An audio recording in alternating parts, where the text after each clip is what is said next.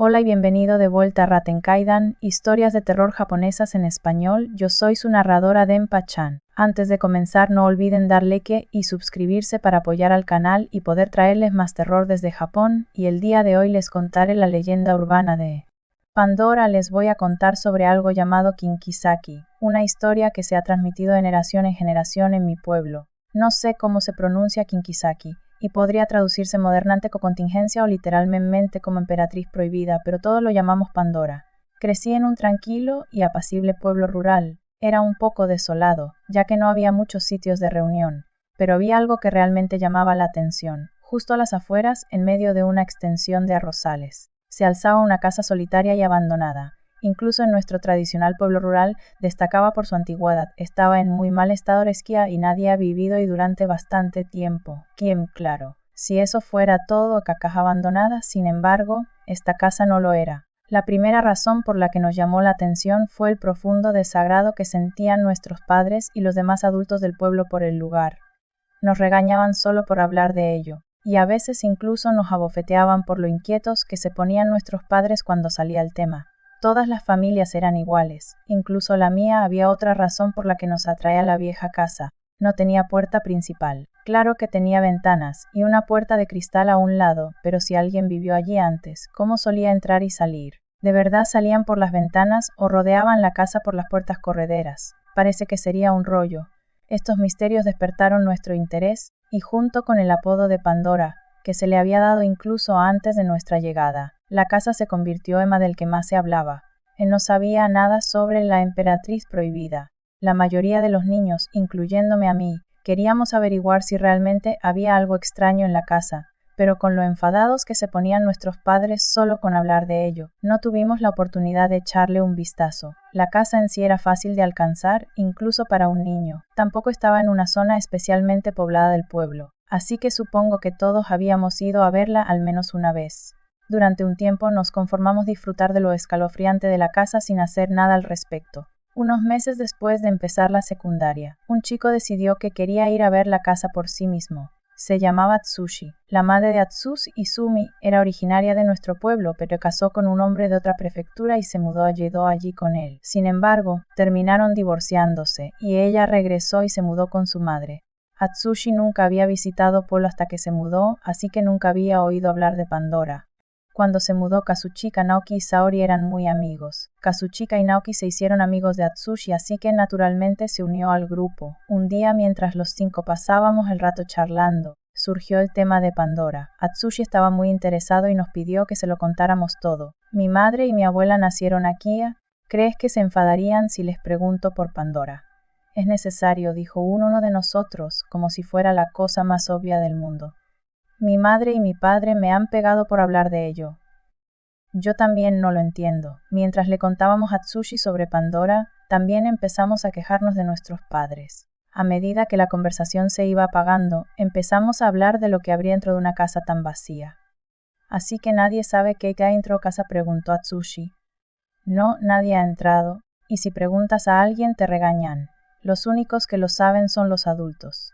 Pues averigüé, nos ocultan, dijo con la emoción reflejada en sus ojos. Al principio, los demás teníamos miedo de que nos castigaran, así que nos mostramos reacios, pero al final nos convenció.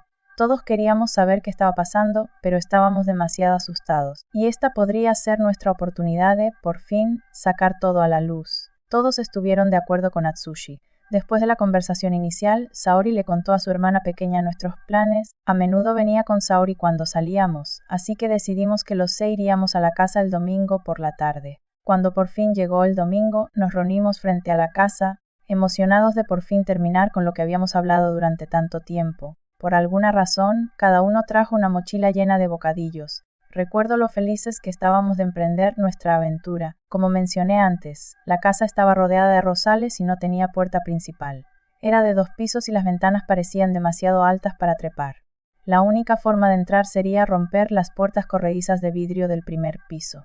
No costará mucho arreglarlo, dijo Atsushi mientras rompía el vidrio. Luego entró en la casa, aunque no pasara nada. Todos sabíamos que estaríamos en serios problemas por esto. Lo seguimos de todos modos y nos encontramos en la sala de estar. A la izquierda estaba la cocina, y al frente había un pasillo que conducía a un baño a la izquierda y a un inodoro justo al final. Una escalera al piso superior estaba a la derecha. Parecía que la puerta principal podría haber estado allí originalmente. Era mediodía, así que estaba soleado, pero como no había puerta ni ventana en el pasillo, estaba casi oscuro donde estábamos. En comparación con el exterior envejecido, el interior era mucho más bonito de lo que esperábamos. O mejor dicho, no había nada en la casa que se viera mal, no había muebles ni decoración, ni ninguna otra señal de que alguien hubiera vivido allí. El salón y la cocina eran bastante grandes, pero también muy sencillos. No hay nada aquí, es normal, pen que al menos habría quedado algo, después de echar un vistazo al salón y la cocina. Los tres chicos se aburrieron y apicaron la comida que habían traído. Bueno, entonces quizá el secreto esté en el segundo piso.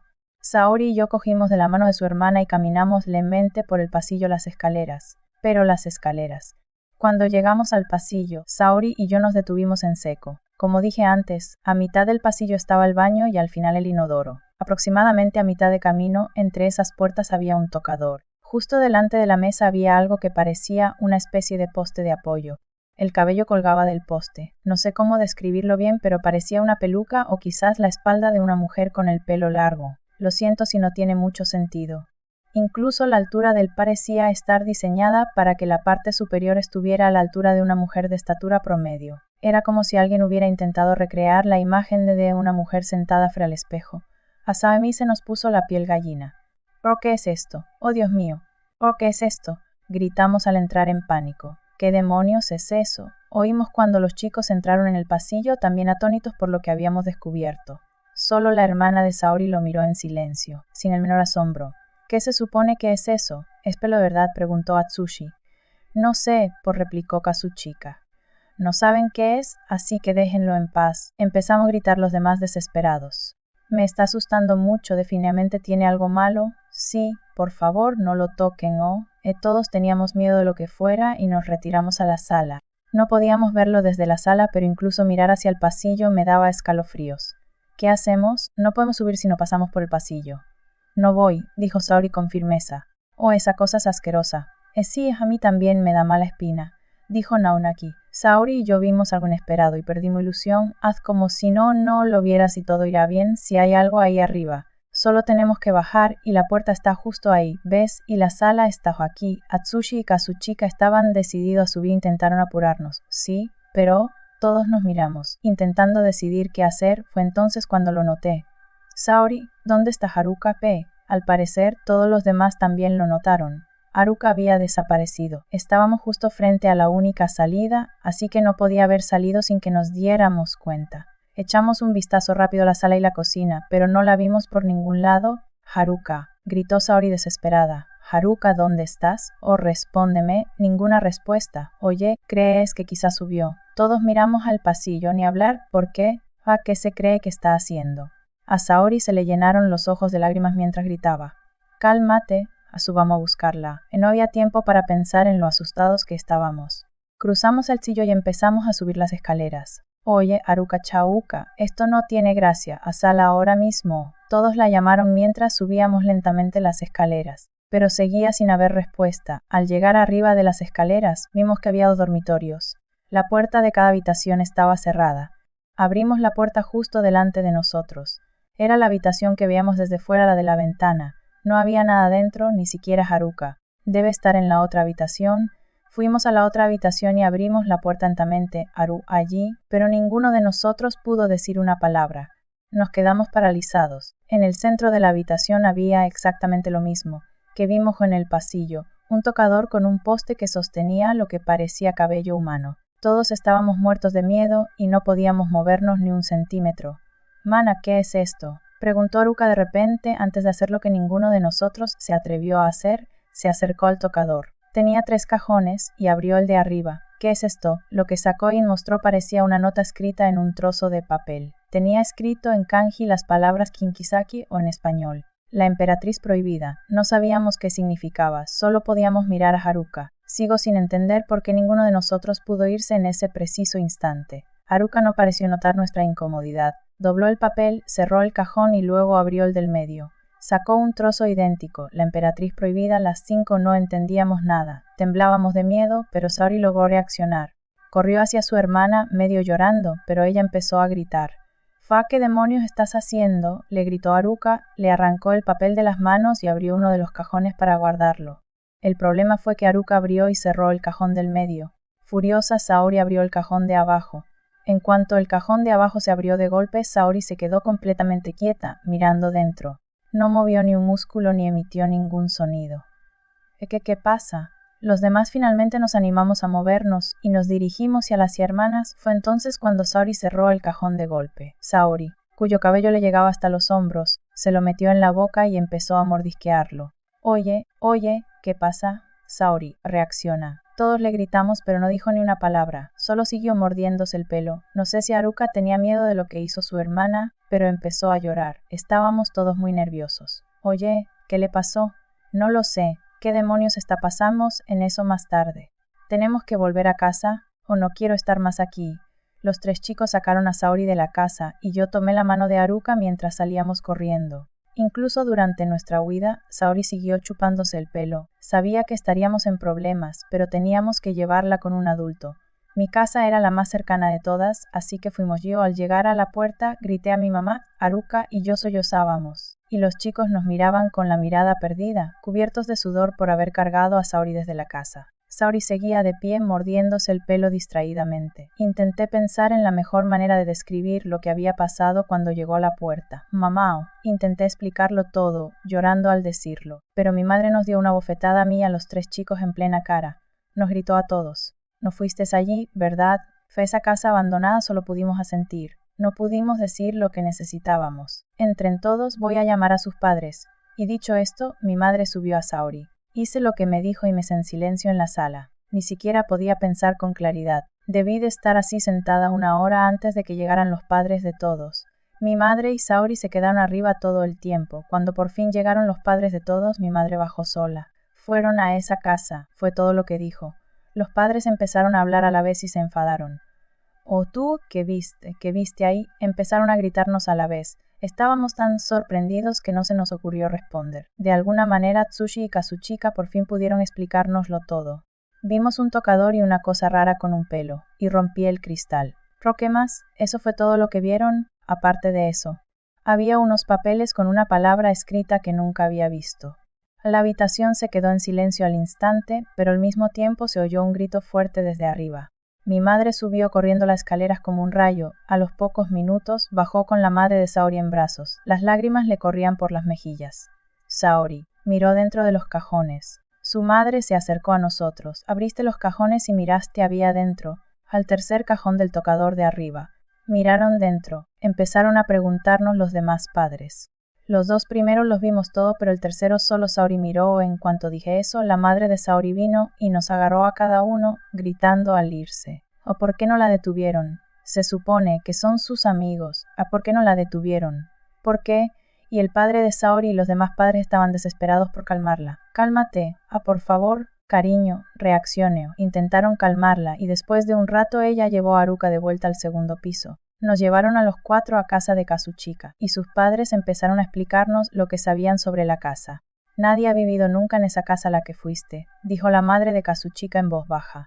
«Fue construida específicamente para el tocador y el pelo que viste. Ha estado ahí desde que éramos niños. El tocador se usó una vez y el pelo es real», dijo padre. «Por cierto, dijiste que viste palabras escritas en un papel. ¿Fue esto lo que viste?». Sacó un bolígrafo y una hoja de papel y escribió «Kinkisaki». «Sí, eso es lo que vimos», dije. Su padre arrugó rápidamente el papel y lo tiró a la basura. Continuó hablando. «La palabra es en realidad un nombre, el nombre de la mujer cuyo cabello está en la casa. La pronunciación no es la típica de los kanji». Hizo una pausa antes de continuar. «Todo lo que necesitan saber es esto. No deben hablar nunca a esa casa por ningún motivo. No deben acercarse. Entendido, se está haciendo tarde, así que pueden quedarse aquí esta noche y descansar». Se levantó listo para dejar el tema cuando Kazuchika se armó de valor para hablar. «¿Qué va a ser de Saori? ¿Por qué está?». Su voz se fue apagando y su padre volvió a hablar. «Olvídense de ella. Nunca volverá a ser la misma y no podrá volver a verlos. En fin». Nos miró y continuó con una expresión de tristeza. «Su madre siempre los culpará por lo que pasó, hijos. No va a obligarlos a asumir la responsabilidad, pero vieron cómo los miró, ¿verdad? No les dejará volver a ver a Saori. El padre de Kazuchika salió de la habitación. No sabíamos qué hacer ni cómo pasar el tiempo juntos.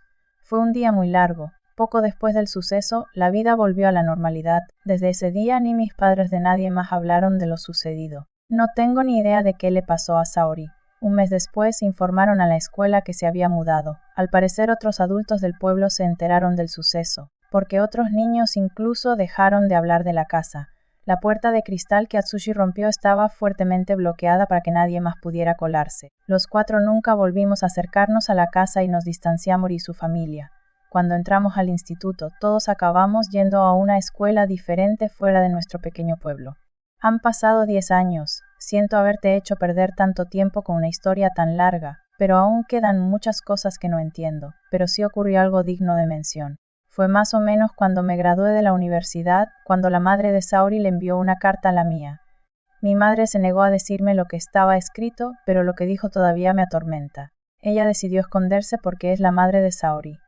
Si hubiera sido tú quien hubiera terminado así, probablemente yo habría hecho lo mismo, aunque supiera que fue la decisión equivocada. En ciertas familias, las madres transmiten 3 costumbres a sus hijas. Les explicaré un poco sobre esas familias. Primero, las hijas son posesión de la madre y se las trata como tal. Si una mujer da luz a 2 o 3 hijas, elige a una como su bien. Claro que es posible que nazcan niños, pero no sé qué ocurre entonces. La hija elegida recibirá 2 nombres, uno de los cuales es su verdadero nombre, desconocido para todos excepto para la madre. El nombre también tendrá una lectura completamente diferente a la pronunciación típica de los kanji, por si alguien descubre cuál es su verdadero nombre. Incluso si alguien conoce el kanji, no habrá forma de que sepa cómo pronunciarlo. Incluso si la madre y la hija estuvieran solas, el nombre oculto nunca se usaría.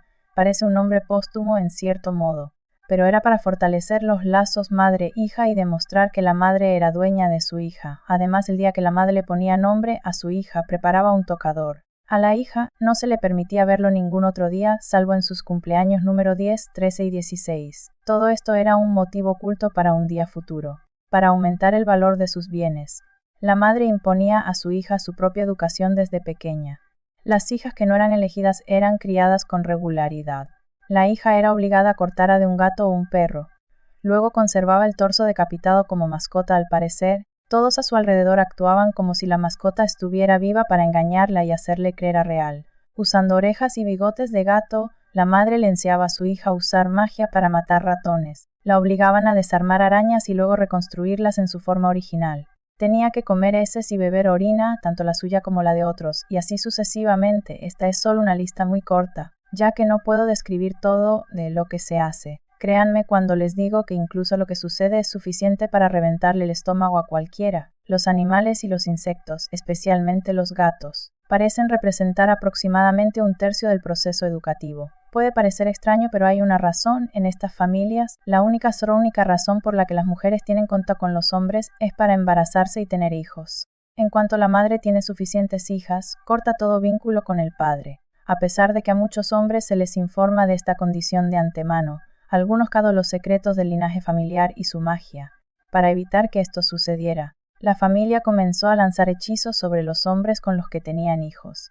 Estos hechizos conjuraban una entidad que los perseguía y creaba una especie de vínculo con él. Cuando realizaban malas acciones, con matar gatos, toda la energía negativa generada fluía hacia el hombre a través de este vínculo. Se dice que diversos desastres lo seguían a lo largo de su vida. Así es como protegían sus secretos a lo largo de los años, incluso si algunos intentaban revelarlos. Incluso cuando persistían los esfuerzos externos por descubrir sus secretos, se utilizaban a menudo gatos y otros animales en la educación. De generación en generación, las madres continuaban sus enseñanzas durante 13 años para inculcar en sus hijas un sentido común distorsionado, valores distorsionados e intereses peculiares. En esos 13 años se celebraban las 2 primeras ceremonias. La primera ceremonia se realizaba cuando la niña tenía 10 años. Su madre la sentaba frente al tocador y le indicaba que ofreciera sus uñas. En ese momento la hija se enteraba de la existencia del tocador. Dependiendo de la generación y de la madre, la hija debía ofrecer cualquier número de uñas en las manos y los pies. Y, por supuesto, esta ofrenda se realizaba arrancándose completamente las uñas de las manos y los pies.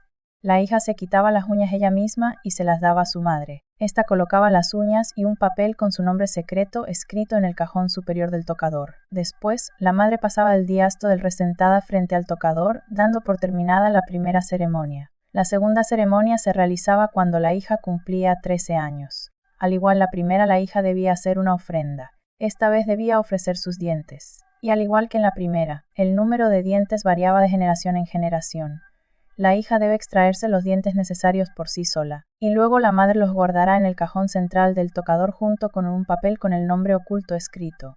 La madre pasará el resto del día sentada frente al tocador, dando por terminada la segunda ceremonia. Una vez finalizada la segunda ceremonia, la educación de la hija se detiene por completa que cumple 16 años. De repente, sin motivo alguno, se le concede la libertad. Es señal de que todos los preparativos para sus primeros 13 años han concluido. Para entonces, la mayoría de las niñas se habrían convertido en una imitación viviente de los ideales de la madre, pero había bastantes que aún conservaban una identidad lo suficientemente fuerte como para llevar una vida normal. 3 años después, cuando la hija cumple 16 años, se celebra la última ceremonia. En esta última ceremonia, la madre comerá el cabello de su hija frente al tocador. Comer puede ser una palabra un poco fuerte, pero es importante que la madre ingiera el cabello para que forme parte de su cuerpo. Se le afeitará el cabello a la niña y la madre se quedará mirando el tocador comiéndoselo como en trance. La hija solo podrá observar con la mirada perdida. Finalmente, la madre terminará de comerse el cabello y entonces pronunciará el verdadero nombre de la niña. Esta será la primera última vez que oirá su verdadero nombre. En este punto, la ceremonia ha finalizado y el objetivo se ha alcanzado. A partir del día siguiente, la madre se chupará el cabello día y noche, como si no fuera más que un cascarón de persona. Deberá vivir aislada por el resto de su vida. Y así, la madre será algo completamente diferente. Parecerá una persona, pero no habrá nada más humano en ella. La llevarán a un lugar del que nadie la ha visto ni oído hablar.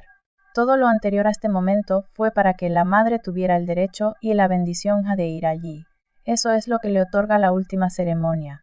En ese lugar hay varias otras madres que realizaron las mismas ceremonias y se ganaron el derecho a vivir allí. El lugar en sí es un paraíso completamente puro y limpio. Todas las madres que completan la última ceremonia son llevadas allí cascarones de lo que solían ser, chupándose el cabello continuamente. Todo para que pudieran tener una vida mejor. Las hijas que quedan son criadas por las hermanas de su madre. Por eso la madre tendrá 2 o 3 hijas en lugar de una sola. Cuando la madre desaparezca a su paraíso, la hija elegida será criada por sus tías normales. La hija, ahora libre de su madre, volverá a tener el pelo largo. Una vez que tenga la longitud que tenía antes de cortárselo, encontrará un hombre que se ajuste a sus necesidades y tendrá hijos, y luego continuará el ciclo con su propia hija y finalmente irá a donde está su madre. Eso es lo que sé de estas familias. Hay más detalles, pero sería demasiado largo escribirlos todos. Es una explicación muy simplificada y sigo pensando que probablemente sea difícil de comprender por completo. Ahora les diré la razón por la que tuve que explicar todo esto. En realidad, estas horribles costumbres no duraron mucho. Poco a poco, la gente empezó a dudar de lo que estaba sucediendo. Estas dudas fueron creciendo y con el tiempo, las relaciones madre-hija en estas familias se normalizaron. A medida que las familias adoptaron prácticas de cría más estandarizadas, las costumbres fueron inicialmente abandonadas y luego completamente abolidas. Pero debido a que las prácticas estaban tan arraigadas en la cultura familiar, 2 costumbres se mantuvieron intactas: el nombre oculto y el tocador. El nombre simbolizaba la prueba de la maternidad, y el tocador era un regalo maldito que se transmitía a la hija. Después de un tiempo, comenzaron a interactuar con sus comunidades e incluso a casarse y a tener hogares normales. Varios años después, una mujer de una de estas familias se casó. Su nombre era Yachillo. Nació de una mujer que creció tras el abandono de las malas costumbres familiares y fue criada como cualquier otra niña durante su infancia. Fue admirada por la comunidad y llevó una vida normal en algún momento. Conoció a un hombre y tras varios años juntos decidieron casarse. Yachillo había oído hablar del pasado de su familia por su madre, pero no le interesaba demasiado. Después de unos años de matrimonio, Yachillo se embarazó y tuvo una hija a la que llamó Yoshiko. Al igual que su madre, Yachillo le puso a Yoshiko un nombre oculto y el tocador que le habían regalado de niña. La familia continuó en paz, al menos hasta que Yoshiko cumplió 10 años. Algo extraño ocurrió ese día. Ese día, Yachillo fue a visitar a sus padres, dejando a Yoshiko sola con su marido. Terminó todo lo que tenía que hacer y regresó a casa más tarde esa noche. Al entrar, se encontró con una visión increíble. Yoshiko estaba muerta, le habían arrancado varias uñas y dientes. Yachiyo registró la casa con el nombre oculto de Yoshiko esparcidos por el suelo. Las uñas y los dientes de Yoshiko estaban esparcidos sobre el tocador. Su esposo no estaba a la vista sin tener ni idea de lo sucedido. Yachiyo solo pudo aferrarse al cuerpo de su hija mientras lloraba. Al darse cuenta de que algo andaba mal, algunos vecinos fueron a ver qué había pasado. Solo vieron a Yachiyo llorando, incapaces de comprender exactamente qué había sucedido. Algunos vecinos tomaron la iniciativa de contactar a los padres de Yachiyo, mientras que fueron a buscar a su esposo. Pero a nadie se le ocurrió ya quedarse cuando todos se fueron. Esa noche, Yachiyo se suicidó junto a su hija. Cuando los padres de Yachiyo se enteraron de lo sucedido, se mostraron extrañamente tranquilos. Creo que sé lo que pasó, dijo su madre. Yoshiko debió haber oído hablar de los rituales por Yachiyo, e intentó hacerlo ella misma. Yachiyo nunca habló de esos detalles, así que Yoshiko debió basarse en los fragmentos de información que escuchó. Esperó a cumplir 10 años para hacerlo. Y con eso sus padres se dirigieron al lugar de los hechos. Sin embargo, para cuando llegaron, Yachiyo también estaba muerta. Los vecinos estaban completamente conmocionados. Sus padres mantuvieron la calma. Que nadie entre en casa hasta que nos vayamos, dijeron antes de entrar. Después de lo que debieron de ser varias horas, finalmente salieron de la casa. Haremos el servicio conmemorativo. No necesitan buscar al esposo. Pronto lo entenderán todo. Entonces obligaron a todos presentes a irse. El esposo seguía desaparecido varios días después, pero un día lo encontraron muerto frente a su casa. Al morir, tenía la boca llena de largo cabello negro. Los vecinos de Yachiyo preguntaron a sus padres cómo había sucedido. Cualquiera que entre en la casa de Yachiyo acabará como él, dijo su madre. Echado una maldición sobre la casa. Ella estaba libre de la maldad de nuestra familia, era hija de la nueva generación. Es horrible que esto haya sucedido, pero por favor, déjenla descansar en paz. Desde entonces, la casa se convirtió en una especie de monumento conmemorativo a Yachiyo Yoshiko, y quedó tal como estaba después de la limpieza. Nadie sabía si había algo dentro, pero los habitantes del pueblo hicieron caso a las palabras de sus padres y nunca entraron. La casa permaneció intacta durante años con el tiempo. La gente quiso derribarla porque se estaba deteriorando.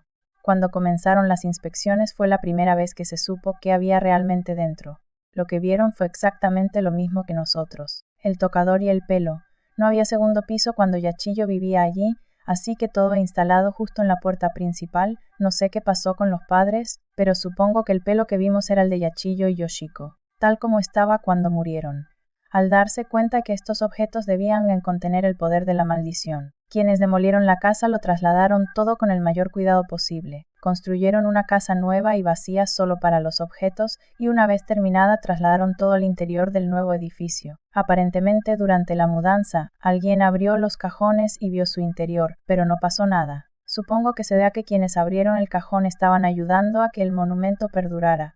La nueva casa se construyó a las afueras del pueblo, y los obreros se aseguraron de que no hubiera puerta principal para dificultar el acceso. Se añadieron ventanas y una puerta de cristal para que entrara la luz del sol y el viento, con la esperanza de que la casa se asemejara más a un monumento típico. Así, sin más, todos en el pueblo sabían que no debían entrar en la casa, y solo los adultos conocían el motivo. Esta es la explicación del tocador y el cabello. Pertenecían a Yachiyo y Yoshiko, y la palabra que vimos garabateada en el papel era uno de sus nombres ocultos. Aquí está la última parte de mi historia. Después de que se construyó la casa vacía, nadie intentó entrar. Como mencioné antes, cuando trasladaron el tocador a la nueva casa, alguien miró en los cajones. El hecho de que hubiera algo escondido en los cajones se difundió entre algunos aldeanos. Al igual que cuando era más joven, a la gente de la generación de mis padres también la regañaban duramente si hablaban de la casa. Al igual que a nosotros, los regañaban para que no les pasara nada. Y, al igual que nos pasa a mis amigos y a mí, algo le pasó a un conocido de mis padres. Quizás recuerden que antes mencioné un poco sobre la familia de Atsushi. Su madre y su abuela son del pueblo, y cuando su madre se casó, se mudó a otra prefectura. Eso era mentira. Cuando eran niños, 4 personas, la madre de Atsushi Sumis de Kazuchika y otro niño al que llamaré Eiji, fueron a la casa. A diferencia de mis amigos y de mí, salieron de sus casas en plena noche y se dirigieron a la casa. Incluso trajeron una escalera para poder entrar por la ventana del segundo piso. No había nada en la habitación por la que entraron y se decepcionaron al ver que no se cumplían sus expectativas. Entonces fueron a la habitación de al lado. Vieron el tocador y el pelo en el centro de la habitación. Siendo de noche, se asustaron muchísimo por lo que vieron. Todos menos Izumi, al menos, ella fue extremadamente valiente. Se abrió paso entre los otros tres. Se dirigió al tocador e incluso intentó abrir los cajones. Como era de esperar de niños asustados, intentaron con todas sus fuerzas detenerla. Finalmente lograron convencerla de no seguir adelante. Pero eso no impidió que otro problema se interpusiera en su camino. Los cuatro salieron de la habitación y bajaron escaleras con miedo. Una vez más el miedo los invadió. Se encontraron con el otro tocador y la peluca en el pasillo. Los tres asustados querían irse, pero Izumi se negó, al igual que Haruka, la hermana de Saori. Izumi comenzó a abrir los cajones y a sacar lo que contenían. Abrió el primer cajón y les mostró a sus amigas un papel, la palabra escrita y varias uñas de manos y pies. Las demás pensaron que la situación se estaba volviendo demasiado espeluznante y la apartaron a la fuerza. Una de ellas tomó el papel y puso todo de nuevo en su sitio. Sin embargo, en el forcejeo, tiraron el pelo del poste. El pelo había sido lo más espeluznante de la casa y ni siquiera Izumi tuvo el valor de tocarlo. Las cuatro lo dejaron donde el establo y regresaron a sus casas. Durante 2 o 3 días lo dejaron allí, pero las cuatro empezaron a preguntarse si sus padres se enterarían. Acordaron regresar y devolver el pelo a su lugar original. Los padres de Kazuchika no pudieron ir por alguna razón, así que Izumi y fueron solos, una vez solos. Las dos fueron a la casa vacía en mitad de la noche y usaron una escalera para entrar por la ventana del segundo piso. Bajaron las escaleras y, usando un par de palillos que habían traído, lograron recoger el cabello y colocarlo de nuevo en su soporte.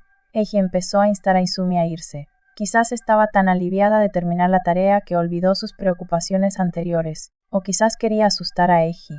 No estoy segura, pero por alguna razón abrió el segundo cajón del tocador. De nuevo estaba el nombre Kinki escrito en un pequeño trozo de papel, esta vez con varios dientes. Eiji estaba tan asustado que parecía a punto de romper a llorar.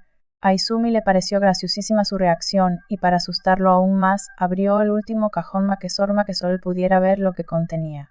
Miró fijamente el interior del cajón durante lo que pareció una eternidad. ¿Qué hay dentro?, se preguntó Izumi mientras observaba la expresión de Eiji. Estaba a punto de echar un vistazo al interior del cajón cuando este se cerró de golpe. Miró a Eiji, quien miraba fijamente al mismo punto, inmóvil. Izumi pensó que Eiji se vengaba de su broma, pero aún sentía que algo en el ambiente había cambiado. De repente, se asustó y salió de la casa sola, dejando a Eiji donde estaba. En cuanto regresó a casa, Izumi le contó a su madre lo sucedido. El rostro de su madre palideció y la situación se volvió aún más extraña.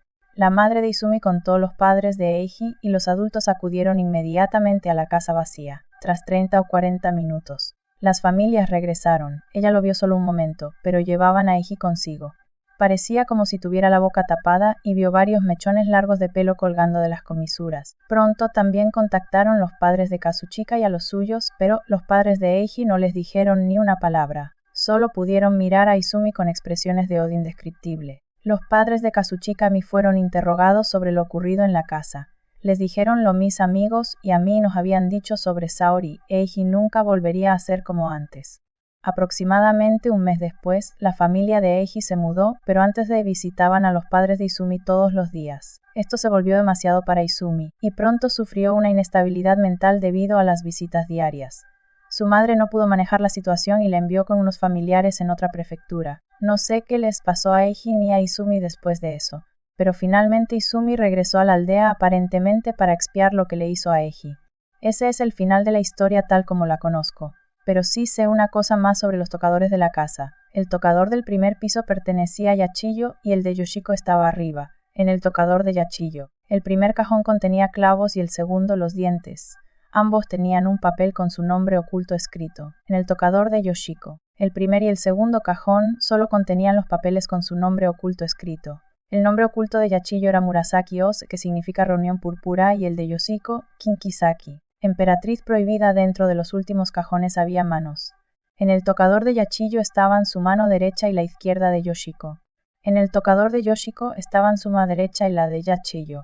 Huelga decir que no tengo ni idea de en qué estado se encuentran, pero cuando Saori y Eiji vieron esas manos, se volvieron locos. En realidad, para que se produzcan los efectos, es necesario ver tal papel con el nombre oculto escrito como las manos. El nombre oculto de Yachiyo lo escribió su madre y el de Yoshiko, Yachiyo. La pronunciación de sus nombres ocultos estaba escrita en el interior del tercer cajón de sus respectivos tocadores. La casa vacía sigue ahí, pero los niños de hoy en día no saben nada de ellas. Supongo que hoy en día hay otras cosas para mantener a los niños interesados y como nadie pasa a casa, no llama la atención.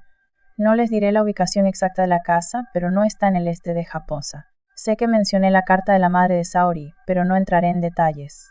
Tanto Saori como su madre han fallecido, pero no revelaré más detalles.